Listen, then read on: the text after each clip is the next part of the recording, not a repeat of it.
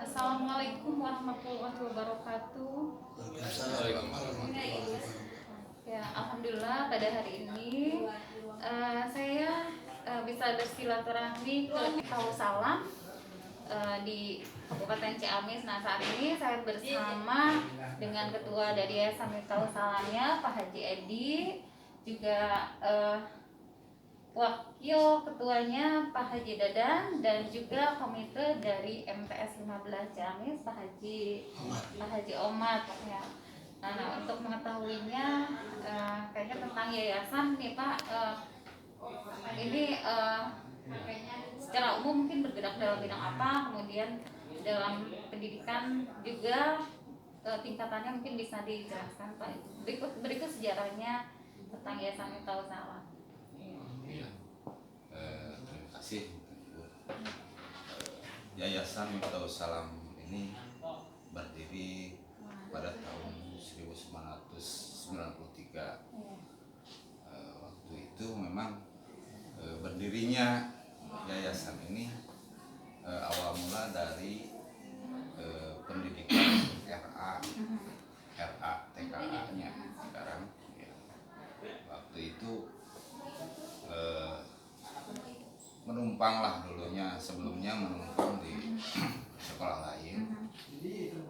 Pada tahun 93 itu kita punya 3 bangunan, 1 kantor itu khusus untuk RA.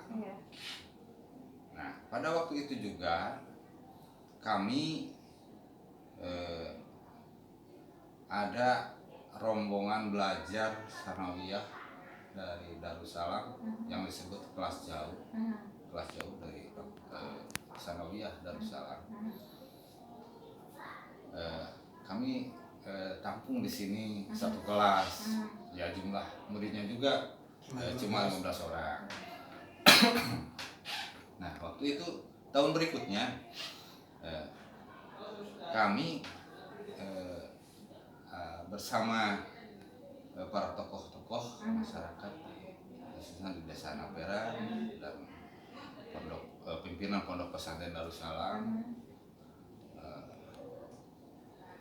dia mengizinkan untuk mempunyai sekolah jenjang SLTP ya, sanawiyah. Nah, pada waktu itu juga kami mendirikan Madrasah Sanawiyah Miftahul Salam. Gitu. Dan kami juga waktu itu terus mengupayakan izin operasional segala macam gitu ya. Alhamdulillah atas dukungan dari berbagai pihak, alhamdulillah lancar. Nah, seterusnya kami berupaya terus membangun ruangan-ruangan atau kelas. Dan pada tahun 95 atau 96 ya, maka waktu itu kami mengalihkan ke Madrasah Ibtidaiyah ke lokasi Yayasan Miftahul Salam. Mungkin sejarah-sejarah dipindahkan itu ada beberapa hal yang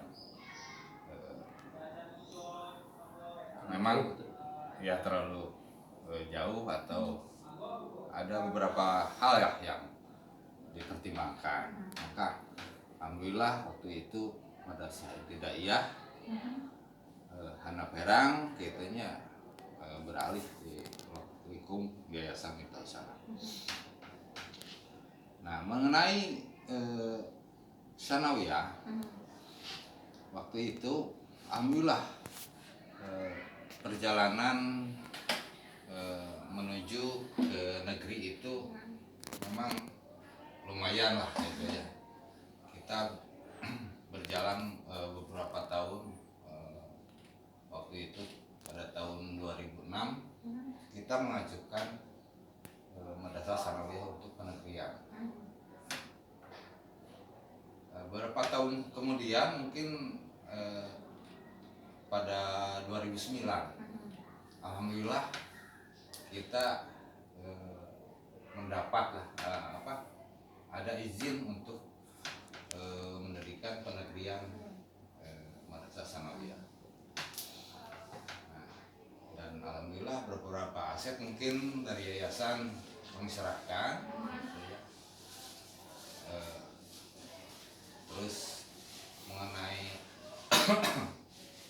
bangunan, alhamdulillah tahun berikutnya dari negeri penegrian itu dari negeri turun ya, jadi kita bisa membangun lokasi atau lokal sekolah-sekolah. Dan kami pun sebenarnya tidak merasa kehilangan untuk Madrasah Sanawiyah, sebab kami berupaya menjalin hubungan yang harmonis dengan negeri. Alhamdulillah sampai sekarang juga kami tidak merasa kehilangan. Nah, berikutnya kami juga berpikir untuk masalah sekolah itu ada tingkatan yang lain gitu. Nah, maka dengan itu kami mendirikan sekolah menengah kejuruan SMK Miftahul Salam pada tahun 2007 itu kami mendirikan sekolah menengah kejuruan, dan alhamdulillah sampai sekarang tingkat kemajuannya begitu pesat. Sama dengan MTS 15 Ciamis ini gitu ya, kemajuannya begitu pesat, dan sampai sekarang juga kami kekurangan kelas, Bu. Nah itu saking banyaknya animo masyarakat itu sampai kekurangan kelas. Ya, alhamdulillah kepercayaan masyarakat pada Yayasan Miftahul Salam khususnya dan kepada MTS 15 ini alhamdulillah sangat baik, dan mungkin para tokoh-tokoh masyarakat itu sangat mendukung program kami. Terus ada pesantrennya juga ya Pak? Alhamdulillah. Waktu itu kan ada istilah mondok ya, ada istilah mondok. Maka bagi siswa yang jauh, khususnya dari Sanawiyah dan SMK, mungkin kita bisa ada pondok gitu. Dan alhamdulillah di luar jam pelajaran kita bisa mengaji gitu ya, meskipun tempatnya belum memenuhi syarat gitu ya, tapi alhamdulillah berikutnya gitu kami membenahi, dan kami juga ingin sih punya pondok pesantren yang mungkin secara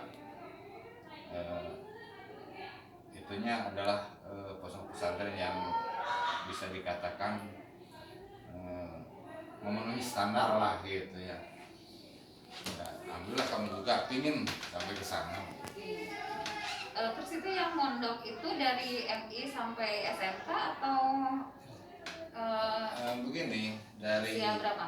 Dari Sanawiyah. Dikarenakan untuk MI memang lokasi MI kan di sini kan orang-orang sekitar aja gitu ya, orang-orang sekitar. Jadi untuk yang mondok itu dari MTS ya, MTS dan SMK itu ada yang jauh-jauh dari Cidolo, dari Sadangannya, dari Raja Desa juga ada. Jadi sampai sekarang juga pondok pesantren itu masih eksis, dan sekarang juga ada siswa-siswa yang memang dititipkan oleh orang tuanya dari pesantren. Padahal lagi musim-musim begini ya Bu, mungkin pengawasan orang tua yang kurang, jadinya dari dititipkan di pesantren. Alhamdulillah kami juga Insya Allah juga dengan protokol kesehatan. Jadi tidak banyak orang luar masuk, nggak ada. Terus saya lihat sebagai ini juga ada BMT ya, pesantren punya. Yayasan Miftahul Salam ini punya beberapa bidang ya. bidang pendidikan formal, non formal. Formal yang tadi saya sebutkan, non formal juga ada, yaitu pendidikan pesantren sama diniyah, madrasah diniyah. Gitu. Dan terus kami juga punya yayasan, punya panti ya Bu, panti asuhan anak ya, yang namanya Panti Bina Mekar atau Salam. Alhamdulillah yang dikelola di panti itu khususnya buat anak-anak yang kurang mampu atau anak yatim piatu gitu ya. Kami tampung di sini sampai sekarang juga kurang lebih ada 100 anak. Itu mulai dari RA sampai SMA. Walaupun tetap di rumah masing-masing Ya, Tapi di kampung. tapi di segala apa yang memang ada gitu ya di panti ini kami salurkan kepada anak-anak gitu. Ya. Terus kami juga Yayasan Darussalam punya lembaga keuangan ya, yang namanya mungkin BMT, Baitul Mal wa Tamil gitu ya, khusus di menampung mungkin untuk yang contoh yang dekatnya aja, mungkin kita tabungan-tabungan siswa itu ditampung di dan kami juga dengan masyarakat sekitar, dengan sekolah khususnya itu mah udah murah gitu ya. Dengan masyarakat sekitar itu ada simpan pinjam secara syariah gitu. Jadi salah satu upaya kemandirian dalam hal ekonomi gitu Ya. untuk yayasan dan Ya. RT juga. Tambahan juga Mungkin ini yang mengelolanya ini kita lihat sejarah ya, ada dulu kan umat Islam itu hebat ya, dalam politik juga maju lah gitu ya. Tokoh-tokoh Islam cukup jadi punya jabatan gitu ya. Kenapa sekarang Islam sepertinya jadi diem-diem wae gitu. Nah, ada Serikat Islam, ada zaman perjuangan, kemudian ada Serikat Dagang Islam. Itu tidak lepas dari itu. Jadi tidak lepas dari para saudagar-saudagar itu. Umat Islam itu banyak saudagarnya dan ada rumusannya gitu ya. Di satu negara bisa sejahtera kalau UKM atau pengusahanya lebih dari 2%. Nah, sekarang datanya seperti apa? Di Indonesia itu sangat kecil ya. Pengusaha maupun UKM-UKM-nya sangat sedikit. Nah, untuk itu umat Islam harusnya sudah dari dulu harus menyadari ini. Kita tidak bisa bergantung kepada orang lain gitu. Kalau mau benar-benar ini menjadi nyaman kita ya di Indonesia. Nah, itu seperti polesan akhir lah untuk SMK ini. SMK, kemudian ada BMT-nya yang diantaranya juga bergerak di simpan pinjam, kemudian sektor lainnya sehingga menampung bisa tenaga kerja juga menampung, ada jadi terlatih juga mereka oleh sistem yang kita bangun, kemudian ada permodalan juga. Nah, sehingga ini kita bisa sebetulnya bisa menampilkan profil-profil yang keluar dari SMK, kemudian jadi mitra ya untuk mitra BMT, jadi UK. Mereka menjadi UKM-UKM yang sudah bergerak lah, terutama menyangkut dunia digital ya, karena sekarang bisnis tidak lepas dari digitalisasi gitu. Kalau manual sulit berkembang dalam situasi seperti ini. Jadi harus ada offline-nya boleh, tapi online-nya harus lebih kuat lagi. Nah, itu Miftahul Salam tidak hanya di teori, tapi juga di praktek, tapi juga di permodalan, dan insya Allah menjadi teman diskusi mereka dalam pengembangan UKM-UKM ini. Nah, kita bercita-cita ingin melahirkan banyak UKM umat Islam ini bergerak lagi gitu. Dan tampillah nanti saudagar-saudagar yang mendukung perjuangan Islam. Seperti itu kayaknya. Mantap. ya.